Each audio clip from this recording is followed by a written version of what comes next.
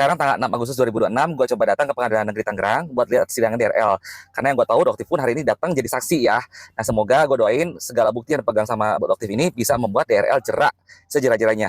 Bukan hanya DRL, tapi juga untuk produk owner skincare yang lain. Supaya berhati-hati, supaya jangan ada lagi produk-produk yang merugikan masyarakat. Dan guys, gue tekankan, ini bukan persaingan bisnis. Kenapa gue bilang ini bukan persaingan bisnis? Karena Doktif itu berapa kali gue lihat juga, dia menjual produk barang orang lain seperti Hanasoy, produknya Maharani, lalu juga Doktif juga sering approve produk-produk orang lain yang sesuai dengan kandungannya. Dan Doktif itu tidak langsung menjual barang-barang produksi dia sendiri. Bahkan jarang sekali gue lihat Doktif jual produknya sendiri. Doktif mempromosikan klinik kecantikannya, itu jarang sekali gue lihat. Dan makanya ini benar-benar kalau ada tuduhan buat Doktif ini persaingan bisnis, tidak seperti itu. Kalau persaingan bisnis pastinya dia hanya menjual produk dia sendiri nih ya, dan menghancurkan produk yang orang lain. Jangan kan Doktif, orang lain pun yang kita udah bener, misalkan nih gue pedagang nih ya, nah terus gue ada konsumen yang ngeluh, kok beli di aku mah lebih murah, kok beli di aku mah barangnya lebih bagus, kemarin dia beli di tempat lain misalkan harganya lebih mahal, atau kok pas dibuka hasilnya tuh jelek, itu kayak gimana. Nah, wajar nggak gue sebagai pedagang ngasih tahu konsumen, oh iya, jangan beli di situ kalau gitu, ngerti nggak? Karena di sana tuh harganya lebih mahal, terus produknya juga nggak bagus. Wajar nggak?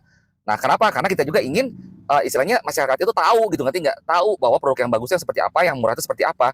Jadi istilahnya tidak overclaim dan tidak overprice kayak gitu. Nah, pasti sama pedagang pun seperti itu ngelakuinnya gitu, ngerti nggak? Dan bukan berarti kita nih ya, kita ngomong atau misalnya Doktif bilang, ini produk overclaim, ini produk overprice gitu. Bukan berarti orang yang dikasih tahu, ada konsumen yang dikasih tahu seperti itu, bukan berarti dia harus beli produk kita.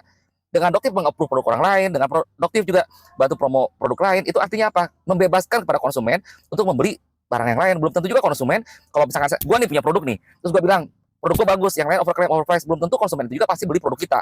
Ngerti nggak? Dia juga mungkin lebih cocok ke produk orang lain, karena kan kulit yang namanya kulit manusia, apalagi makanan atau apa kan, apalagi sensitif kan, kulit-kulit kayak gitu kan, cocok dengan produk tertentu. Sebagus-bagusnya produk kita, belum tentu cocok buat seorang gitu istilahnya kayak gitu, mungkin cocok sama yang lain.